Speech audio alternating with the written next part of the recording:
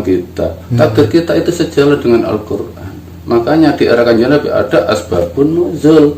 Setiap peristiwa yang dilakukan Nabi, di situ turun ayat, disebut asbabun nuzul, sebab-sebab turunnya ayat. Kita pun manusia, setiap ada takdir itu pasti kembalikan ke Allah, itulah Al-Quran kita. Iya.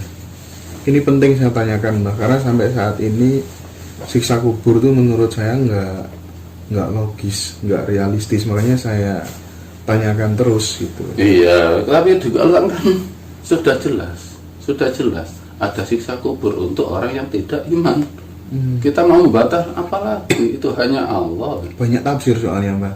Oh, silakan, mereka menyatakan iya. silakan. Lah makanya kan banyak tafsir itu tadi, tergantung, kan nggak bisa dipaksa juga sih. Iya. Saya nggak suka pakai bajunya panjangan seperti itu, saya sukanya ya kaosan seperti ini gitu loh. Makanya tafsir kan yang menafsiri manusia, dan tafsir saya pun nggak ada di kitab tafsir yang menafsiri bahwa lahmul khinzir itu sifatnya manusia yang hanya mementingkan mulut dan perut, tidak sadar dengan yang memberi, nggak ada. Iya. Saya diberikan Allah kefahaman di situ untuk kelakuan saya, bukan untuk mensifati orang lain. Kalau saya sampai begitu berarti saya diharapkan oleh Allah untuk mendapatkan keselamatan. Oke. Mbak, kalau maksudnya hidup ini hanya permainan dan senda gurau belaka itu maksudnya bagaimana? Itu kan bahaya. Muhammad hayatnya ilallaipun walahun. Memang kita itu panggung sandiwara. Iya, maksudnya gini, kalau dia paham bahwa ini adalah panggung sandiwara, dia nanti kan akan seenaknya sendiri ya. Lah nggak dolanan tok kok pacare wong nggak gasak, ngono kan Mbak, akhirnya kan begitu. Gimana? Tapi dalam surat Al-Mulk ya.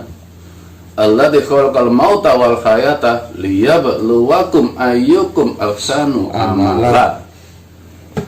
Allah menciptakan mati dan hidup liyabluwakum, untuk dimintai cerita kita, untuk melakukan takdir Allah, cobaan ujian-ujian Allah. Ayyukum ahsanu amala, mana yang kamu anggap lebih baik untuk menuju aku.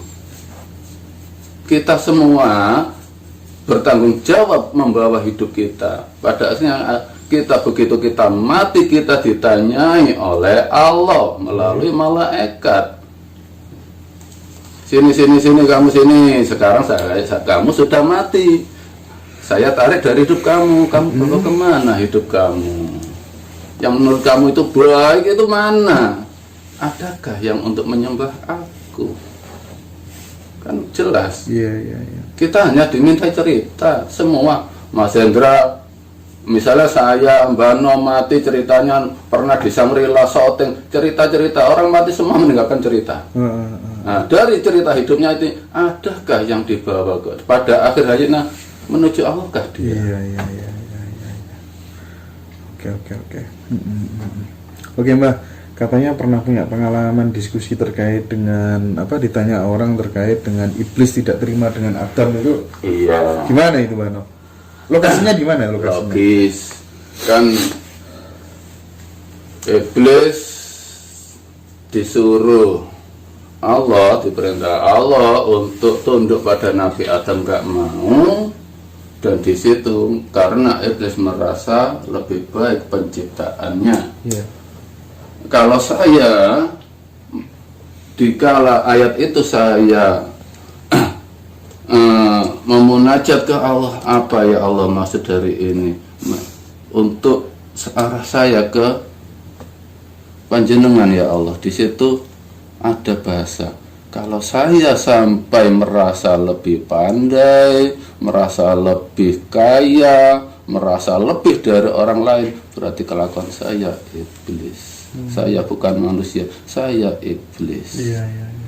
Nah, di situ ayat selanjutnya Allah melarang makan buah khuldi. Buah khuldi itu buah kan di atas. Ya.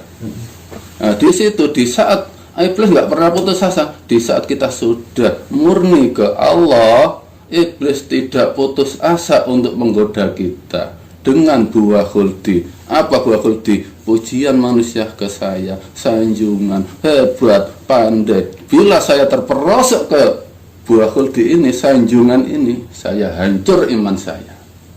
Hidup saya hanya untuk ke Allah. Kalau saya mensifati, Al-Quran bahasa sifat, mensifati ayat itu. Kalau hanya diceritakan iblis gak terima, tidak terima, akhirnya diusir, apa membawa iman, apa membawa kelakuan kita.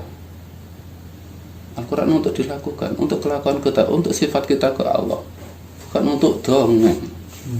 Lebih baik membaca dongeng kancil nyolong timun daripada Al-Quran hanya untuk dibaca, tidak membawa iman, hanya untuk dongeng ke anak cucu.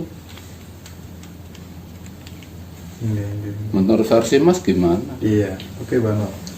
Pertanyaan terakhir sebelum kita live habis ini Bano.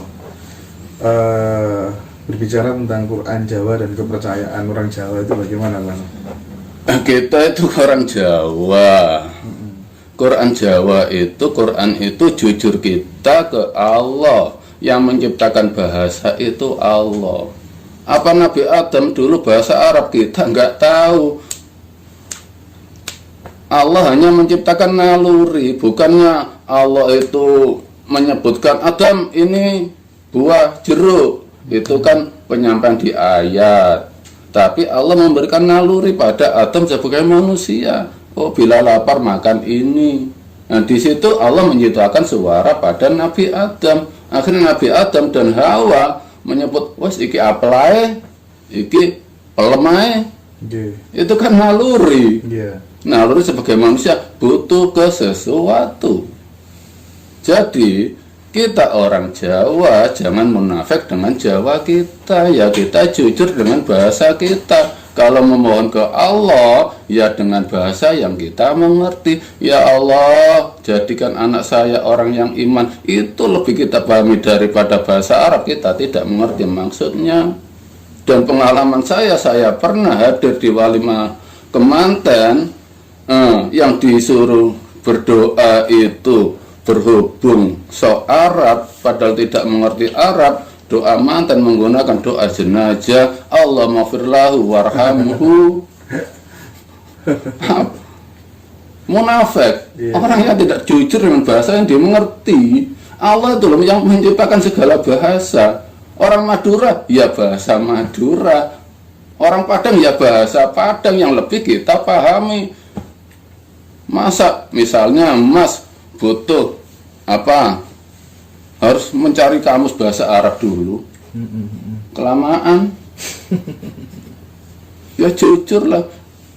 Misalnya Mas bisa bahasa Inggris, dialog tiap hari dengan keluarga bahasa Inggris. Spontanitas bila kebentuk ya kejauh tuak lah, hancur. Jujur Jawanya keluar. Iya enggak? Itulah asli kita, orang Jawa, bukan orang Arab. Masa kebentuk dia bahasa Arabnya apa ya? Oke, Bano.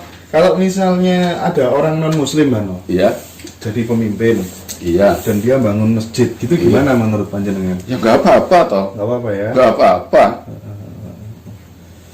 Kita itu rukun. Kalau memang harta mereka bisa dimanfaatkan untuk ibadah orang lain, ya silahkan. Iya.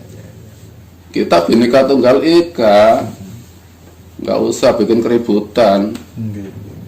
Nggak mungkin Indonesia dibentuk dengan negara agama salah satu agama, nggak mungkin. Percuma orang dibom. Orang makan kok dibom hanya karena ingin membantu Allah. Allah kok dibantu, lucu. Allah nggak pernah butuh bantuan. Tuhan kok dibela ya? Iya, Quran. Kanjeng Nabi aja nggak pernah membela agama. Kanjeng Nabi itu nggak pernah agama. Mengapa Kanjeng Nabi berperang? Dia membela para sahabat dengan dari serangan orang-orang kafir yang membahayakan sahabatnya. Kalau orang kafir itu tidak membahayakan sahabatnya, ya dibiarkan. Allah kok dibantu, lucu. Tolong angkat gunung itu. Terus kalau misalnya ada pernikahan tapi kemudian beda agama nih Mbah, kalau berkaca dari penjelasan jenengan di awal tadi kan sebenarnya yang bikin orang selamat kan ketika dia berketuhanan, bukan beragama. Berarti kalau ada orang nikah beda agama harusnya kan boleh, kalau beda Tuhan barangkali jadi masalah. Iya. Gitu ya. Misalnya kalau memang bertuhan sama-sama ke Yang Maha Esa, saya berani menikahkan dan bertanggung jawab dengan keabsahannya. Walaupun negara tidak mengakui, tapi saya bertanggung jawabnya ke Allah, bukan negara. Berhubung ini negara hukum, ya kita patuhi hukum. Daripada cari rame, kita nggak cari rame. Seumpama saya pribadi berani bertanggung jawab menikahkan dia, walaupun di situ di Al-Quran wala tangkihul musyrikina, yang diharamkan itu kita menikah orang musyrik. Makanya Al-Quran Allah pun misuwi wong musyrik. Ada ayatnya Allah misu itu ada. Ada ya? Ada. Al-musyrikun najasun, orang musyrik itu najis. Karena bahasa Arab nggak ada bahasa jancuk. Kalau ada jadi jancuk.